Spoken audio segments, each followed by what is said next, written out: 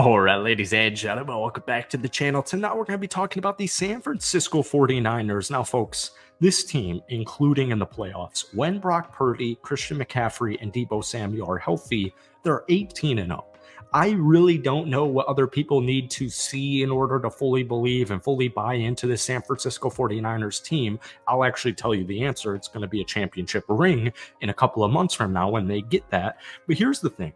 Everybody's flipping their lids right now. Oh, here's why Brock Purdy isn't my MVP. Here's why CMC actually is my MVP. None of it matters. Niners fans don't care about this.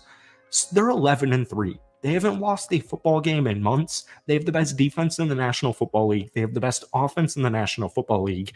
And if these key players are healthy, they're easily going to rout every single team that they play.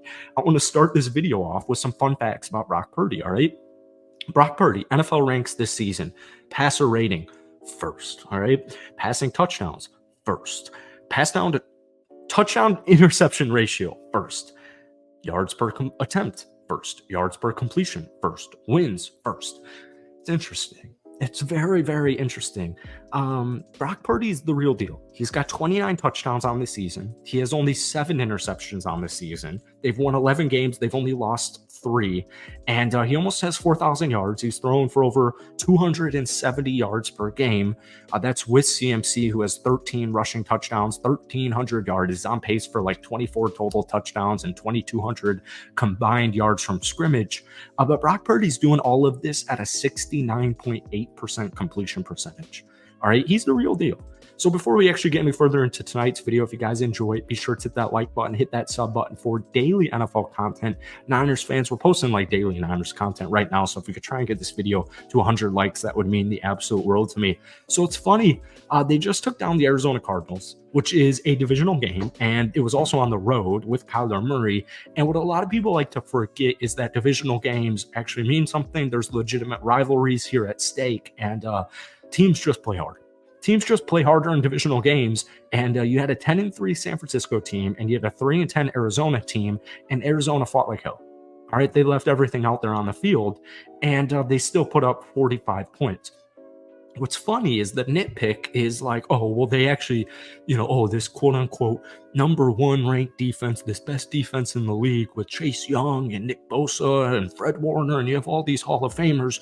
They gave up 29 freaking points to the 3-10 Arizona Cardinals.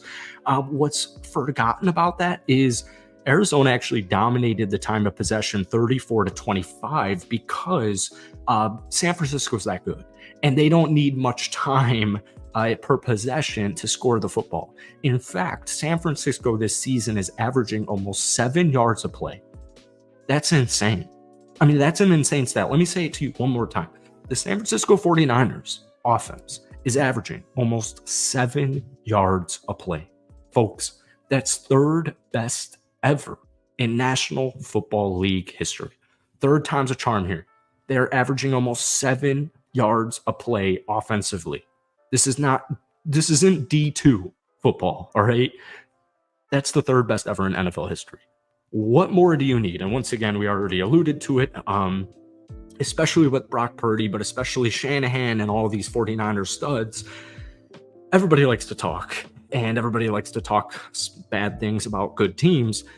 It won't settle until they win a championship ring. And that's good, though, because you're doing something right when everybody gets pissed off here. So let's look a little bit deeper into that game. They had 406 total yards of offense. They only had 7 third down attempts. They made 4 of them. It was perfect. They had 0 turnovers. They only had 1 penalty all game. They had a 4-4 red zone efficiency.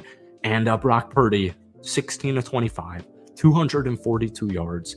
4 touchdowns, 0 interceptions. CMC, 18 carries, 115 yards, and a touchdown. That is a 6.4 yard per carry mark. He also chipped in 5 catches, 72 yards, and 2 touchdowns. Some other fun stuff is Ward had 2 interceptions. One of those was a pick 6. They were all over Kyler Murray, even though statistically they only had 3 sacks, which is still a good number. The 2 interceptions by Ward there, they had 3 forced fumbles and then that defensive touchdown and the pick 6. I mean, the defense is unbelievable. It just is genuinely unbelievable, and we know this. Nick Bosa's a freaking stud. Chase Young's a freaking stud. Fred Warner's a freaking stud.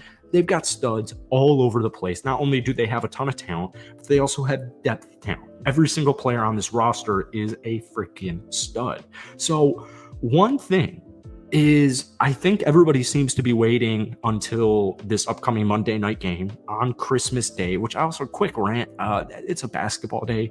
This is a game that makes me think, all right, I do like that football is going to be on Christmas night, but Christmas Day is a football or a basketball day. All right, it's cool. I actually do love it, but it just bouncing back and forth. It makes it more complicated. That's just a stupid rant. Anyways, at home, they will be taking on the Baltimore Ravens, the best team in the AFC, which is also the second best team in the National Football League because San Francisco is very clearly number one. When San Francisco wins that game, geez, we almost hiccup there. I think they'll finally start to get some type of respect. I think Brock Purdy going up against Baltimore's defense will finally start to move some of these critics saying whatever they want to say because they won 42-10 against the Dallas Cowgirls. They obliterated and embarrassed the Philadelphia Eagles. And it's funny how all the nitpicks are now like, oh, well, actually, Philly's not that good. All right, Dallas isn't that good, whatever. Cry me a river. We've talked about this on like way too many Niners videos. If this team was in Madden, and I guess they are in Madden, if you turn off injuries and it was like actually realistic, I don't know what Madden's like in today's era. If you turned off injuries in Madden, and this was like the real NFL world, they would go 17-0 in the regular season, and they would just win the Super Bowl. I mean, they wouldn't lose a single football game. Maybe they'd lose one. This team is that good. And what they're doing is historic right now. And it's just because I cover football, it's like it's annoying to me because I'm a freaking Packers fan. Like, I hate Kaepernick. I love Kaepernick. I love his game. But that dude, like, broke my heart. He ripped it out, stomped it on the floor, like, so many freaking times. I don't really have any type of personal affiliation to San Francisco, and I love watching them play football. I think it's just perfect. I think it's actually beautiful. I think it's a form of art. And I don't know why people can't just sit back and try to relax and try to enjoy it. So you've got 3 games left on the slate. Baltimore, Washington on the road, and then your final game of the season, the Rams. I do 100% think they'll win out. I do 100% think that they will get the number 1 seed. I think Dallas will lose to Detroit in week 17, so I do think some starters are going to play at least the first half, and also the Rams are playing really good right now. This team will be the number 1 seed. They will have a bye week. They will have a rest-up week, and that's extremely important because the only thing stopping the San Francisco 49ers team is health, all right? That's it for tonight. If you enjoyed it, hit that like button, hit that sub button for daily NFL content. But Niners fans, let me know what you guys are thinking about this team down below.